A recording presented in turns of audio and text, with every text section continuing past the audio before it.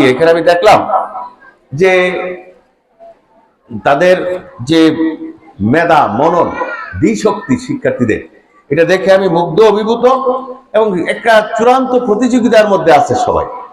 এখন 100 নম্বরের বেশি পাওয়ার তো আর তার কোনো সুযোগ নেই, অথবা 100 জন ছাত্রের মধ্যে সবাই এক সমান রেজাল্ট হওয়ার পরেও 2 জনকে রোল নম্বর 1 করার কোনো সুযোগ নেই, একজনকেই করতে হবে। বার্ষিক পরীক্ষার ফলাফল বিতরণ ও আলোচনা অনুষ্ঠানে এখানে উপস্থিত আছেন যিনি আমার অত্যন্ত প্রিয় মানুষ, প্রিয় শরীর, প্রিয় ভাই, অত্যন্ত গুণী এবং জ্ঞানী একজন মানুষ, প্রিয় বিলাল ভাই। এবং এখানে উপস্থিত আছেন আরেকজন বরেণ্য বক্তা আলহাজ হযরত মাওলানা সাদেকুর রহমান সিদ্দিকী। এখানে সম্মানিত শিক্ষকবৃন্দ, অভিভাবকবৃন্দ এবং প্রিয় শিক্ষার্থীবৃন্দ, সবাইকে সালাম, আসসালামু আলাইকুম রহমতুল্লাহি ওয়া বারাকাতুহু।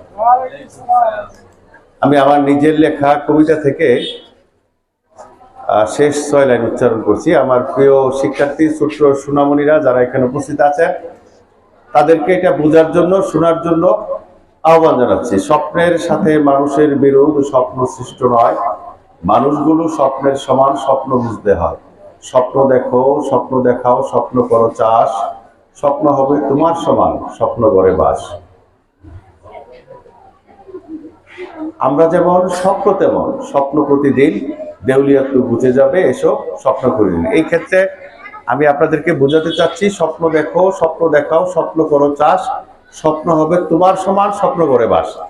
আমরা যদি স্বপ্ন গড়ে বাস করতে চাই তাহলে পরে আমাদেরকে তো স্বপ্ন দেখতে হবে। সাধারণত মানুষ ঘুমিয়ে যে গোল লাগে, খাট উল্টে যায়, পাল্টে যায়, সাপ আসে, জিন আসে, পুড়ে আসে, ভূত আসে, এইগুলিকে সাধারণত স্বপ্ন বলে আখ্যায়িত করতে চায়। আসলে এটা কোনো স্বপ্ন নয়। স্বপ্ন দেখার বিষয়টা হচ্ছে জেগে থেকে, হ্যাঁ, আমি কি, আমি কে, আমি কি চাই, আমি কি করতে চাই, কত দূর যেতে চাই। আল্লাহ আমাকে সৃষ্টি করে দুনিয়াতে পাঠিয়েছেন, আমার অনেক দায় এবং দায়িত্ব। সেই জায়গাটি থেকে, সেই জায়গা থেকে আমি আমাকে দায়িত্ব দিয়ে আমাকে দাঁড় করিয়ে দেওয়া, আমাকে একটি শক্ত ভিত্তির উপরে প্রতিষ্ঠিত করা, এই স্বপ্নটি আমাদেরকে জেগে জেগে দেখতে হবে। এখন আমি খুব বিনয়ের সঙ্গে বলছি, সম্মানিত অভিভাবক যারা আছেন, স্বপ্ন দেখার দুটো ভাগ। আমি আমার স্বপ্নটি 2 ভাগে দেখা হয়েছে। আমাকে নিয়ে যে এই পৃথিবীর স্বপ্ন, সেটি 2 ভাগে দেখা হয়েছে। আমি যখন খুব ছোট ছিলাম তখন আমার মা বাবা দেখেছেন, আর আমি যখন বুঝতে শিখেছি তখন আমি দেখা শুরু করেছি। সুতরাং এটি 2টো ভাগে। এখন যারা মাদ্রাসাতুল মদিনায় যারা শিক্ষার্থী, যারা এখানে পড়াশোনা করছে, যারা এখনো অ্যাডাল্ট নয়, প্রাপ্তবয়স্ক নয়, তাদের স্বপ্নটি কিন্তু তাদের অভিভাবকরা দেখছে।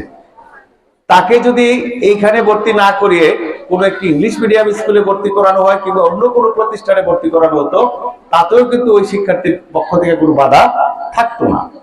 আপনি চিন্তা করেছেন দুনিয়া এবং আখিরাতকে যদি সমন্বিত উদ্যোগে এক জায়গায় সন্নিবেশিত করতে চাই, যদি এটিকে এক যুগে এটাকে নিয়ে স্বপ্ন দেখতে চাই, তাহলে পরে মাদ্রাসাতুল মদিনায় আমাকে আসতে হবে। এখানে পড়াশোনা করা, জ্ঞান অর্জন করা এবং এই দুনিয়াকে যাপন করা এবং পরকালকে উদযাপন করা, এই দুটো ক্ষেত্রেই একযোগে পাওয়ার জন্য, যেটি থেকে আমি বঞ্চিত হয়েছি। কারণ আমি এই ছোটকালে মক্তবে গিয়েছি বটে, কিন্তু মাদ্রাসা এইভাবে পড়াশোনা করার সুযোগ পাইনি।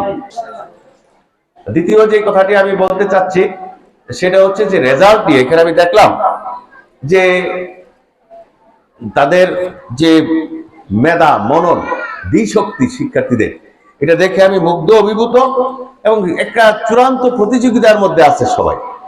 এখন 100 নম্বরের বেশি পাওয়ার তো আর তার কোনো সুযোগ নেই, অথবা 100 জন ছাত্রের মধ্যে সবাই এক সমান রেজাল্ট হওয়ার পরেও 2 জনকে রোল নম্বর 1 করার কোনো সুযোগ নেই, একজনকেই করতে হবে। সুতরাং কোনো না কোনো ভাবে এটাকে মূল্যায়ন, ব্যালেন্স অথবা এটা করতে হবে। কিন্তু আমি যারা অভিভাবক আছেন তাদের প্রতি আহ্বান রাখবো যে পরিস্থিতি যেন এই জায়গায় চলে না যায়।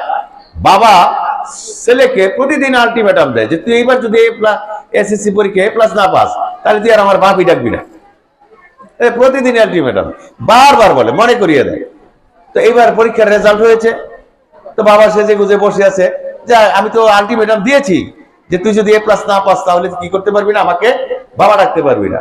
তো রেজাল্ট হয়েছে, বাবা বসে আছে, ওই দূর থেকে ছেলেকে বলতেছে বল তোর রেজাল্টের খবর কি, ওই দূর থেকে রেজাল্টের খবর কি। তো ছেলে হাত জোর করে বলতেছে যে সরি আঙ্কেল, সরি আঙ্কেল, মানে বাবাকে বলতেছে। বলছে যে তুই এ প্লাস না পাইলে বাবা ডাকবি না, এমনি তো এ প্লাস পাই নাই, এখন বাবার পরিবর্তে আঙ্কেল হয়ে গেছে, সে কি করবে? তো সুতরাং আপনাদেরকে অনুরোধ করছি, এমন চাপ দিবেন না, এমন কিছু বলবেন না যেন সন্তান আপনাকে মায়ের পরিবর্তে অন্য কিছু টাকা শুরু করে দেয়।